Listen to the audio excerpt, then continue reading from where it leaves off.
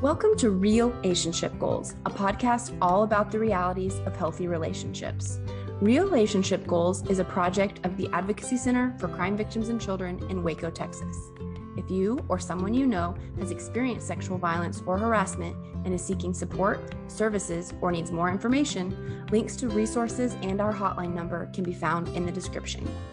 The views expressed in this podcast are those of the hosts and guests and do not necessarily reflect those of their organizations or affiliates.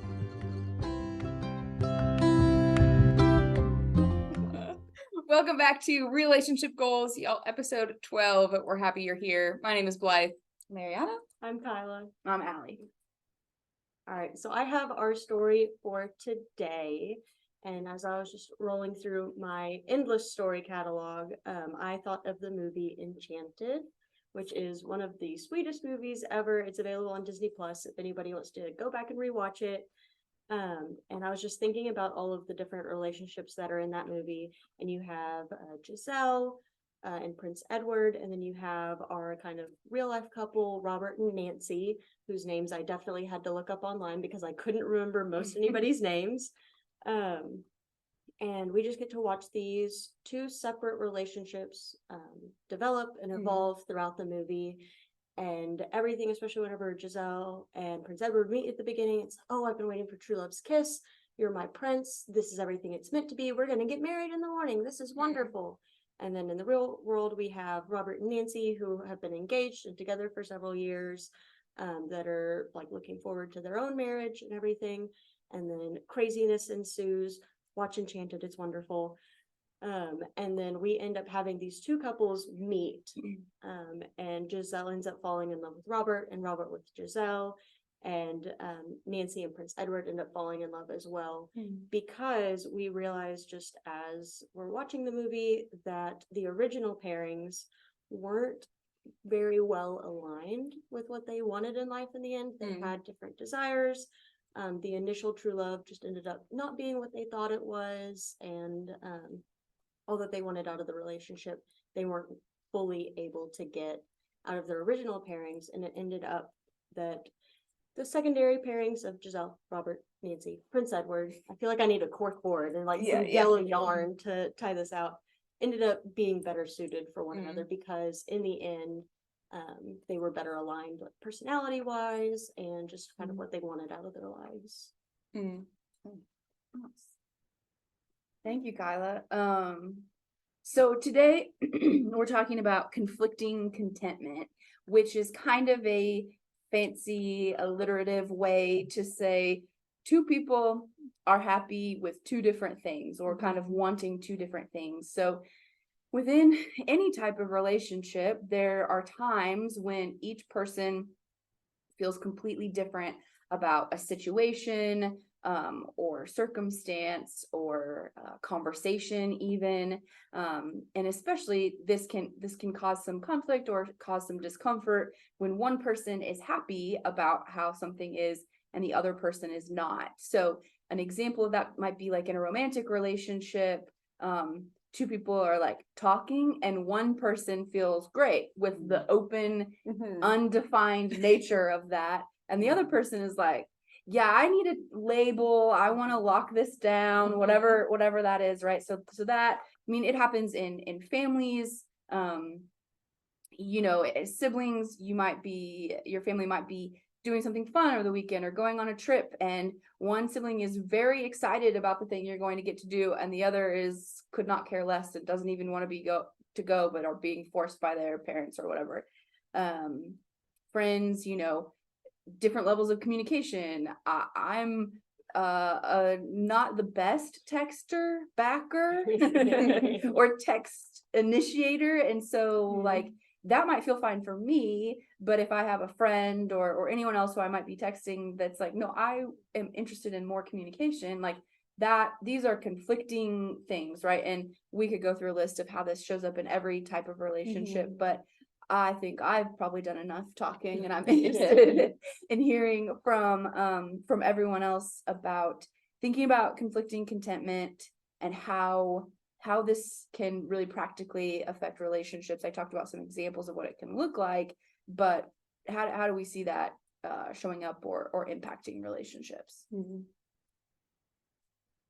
I was just thinking, I wonder if like another way or like a general way that like conflicting contentment shows up is like one person is like happy with the way that thing or like something that's happening right now or like the way that things are now, and like another person like wants to like change something, whether it's like what we're doing or our relationship status or like how something is done, and so it's almost like do we stay the same or do we change something, and there's like loss with either of those of like getting what you want. I think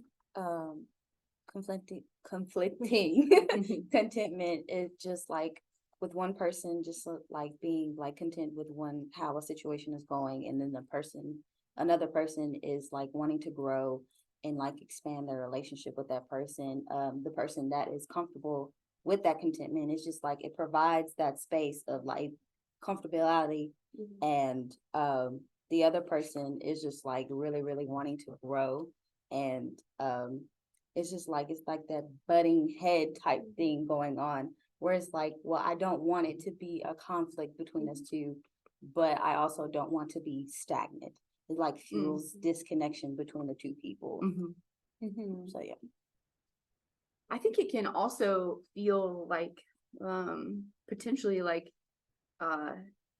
rejection, and certainly like you're not being like seen fully by that other person, and that like probably feeling seen is not as important, or known is not feeling as important maybe in like work relationships, but certainly like in close friendships or romantic partnerships. Like I think like when you are on two very different pages and you are observing or feeling that the person you're in a relationship with is completely oblivious to that, right? Like that I think can feel like rejection. It can feel hurtful.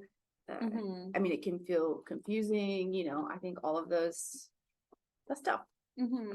Yeah, a lot of it comes down to, I feel like I say this in every episode and I'll continue to say it, communication.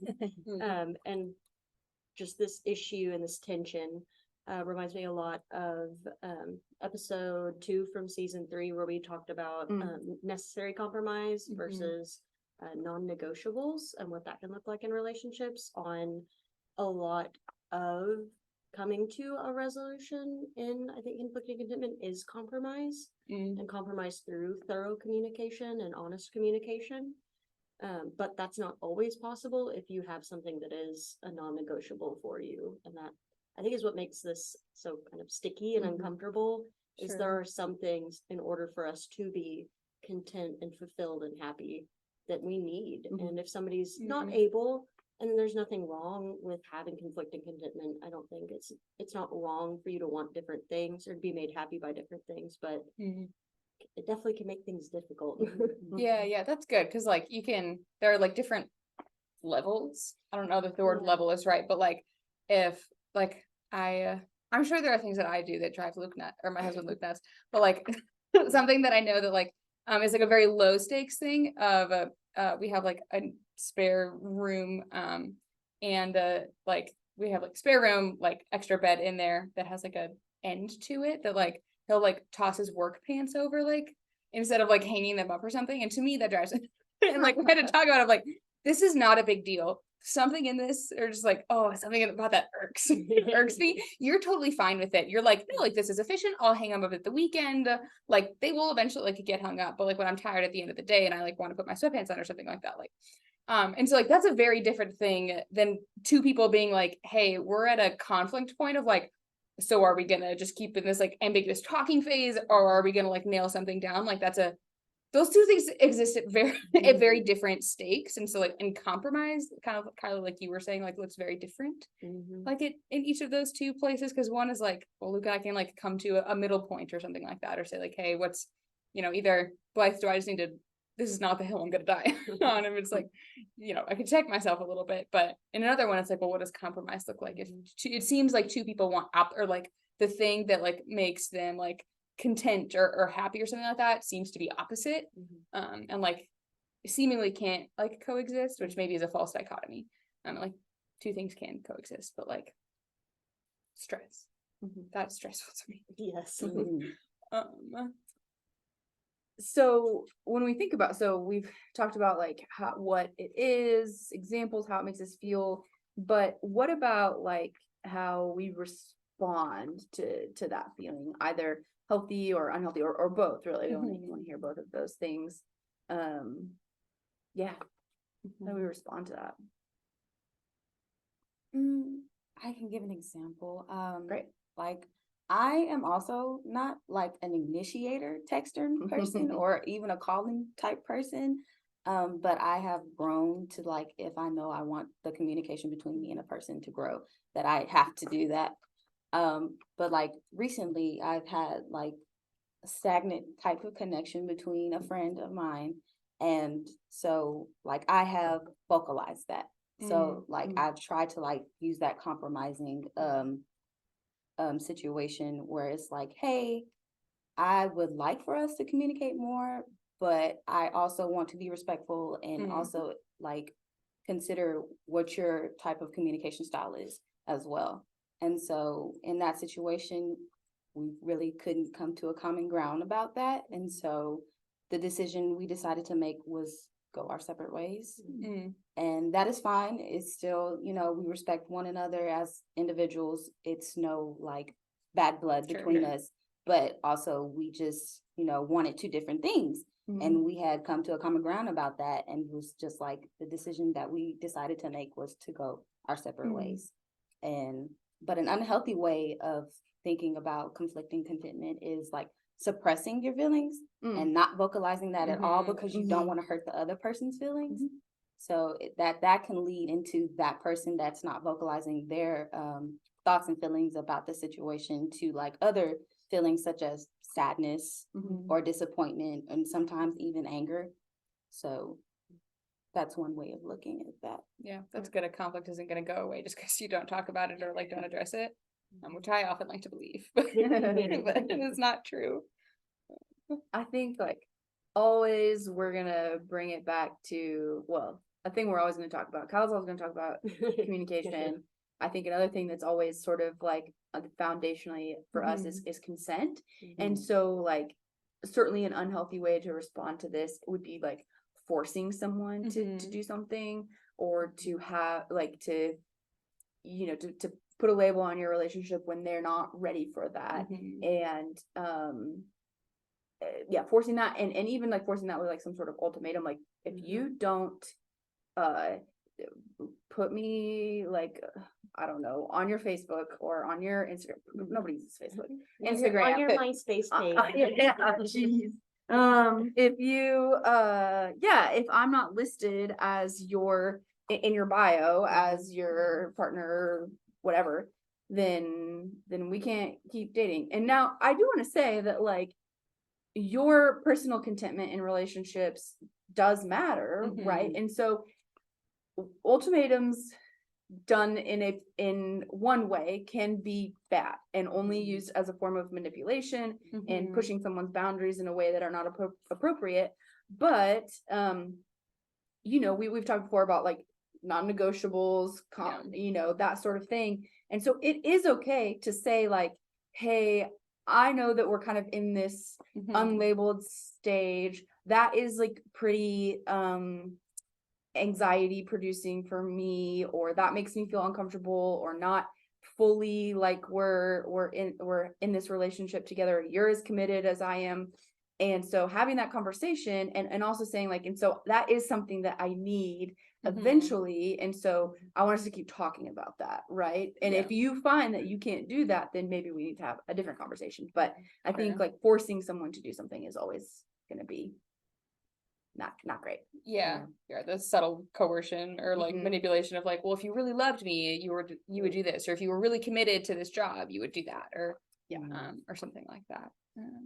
I also think kind of in the same vein as that is degrading someone for how they feel or what they want, or like belittling it or making it seem silly. Like, like, oh, you want that thing? Well, that's stupid. Or the fact that you don't want this makes you immature, or which just feels like another vein of manipulation and coercion too, of just sliding into that more abusive form of degrading and belittling someone for what they want. Yeah.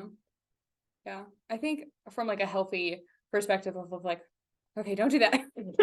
But like kind of Ariana, like you were saying, like having a good evaluation of like, hey, this is what is important to me. And like, these are, you don't have to say like, this is the hill I'm going to die on, but like, this is what I'm willing to be flexible about. Cause right, like flexibility is integral to relationships per like the episode Kyla mentioned earlier.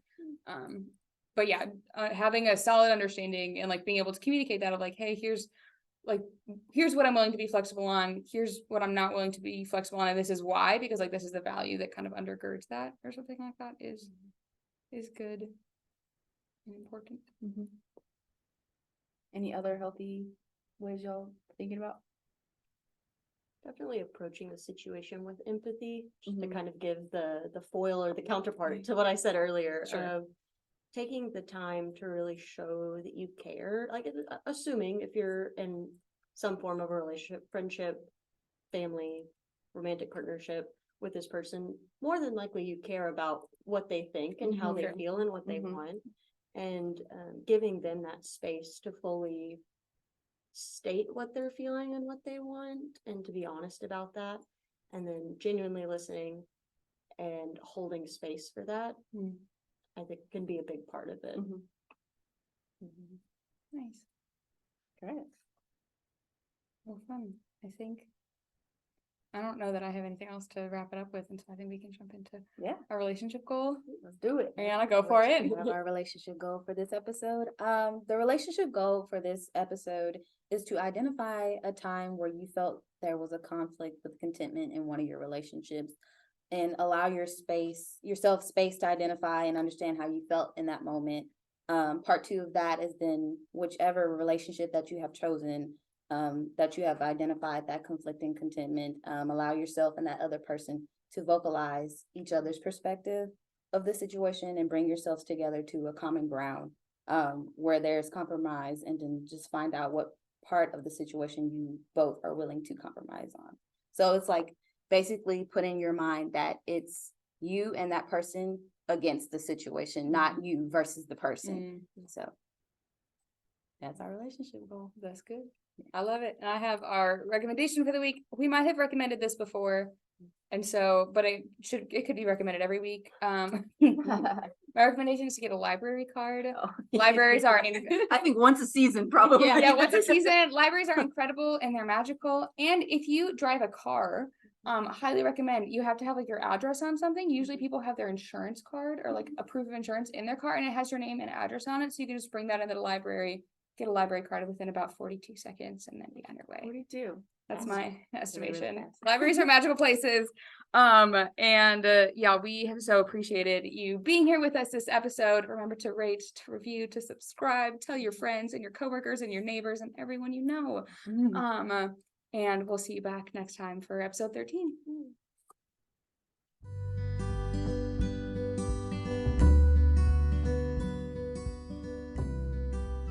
Thanks so much for tuning in to Real-ationship Goals. This episode was produced by the Prevention and Education Department of the Advocacy Center for Crime Victims and Children in Waco, Texas. You can follow us on Instagram at ACCVC_prevention. See you next time.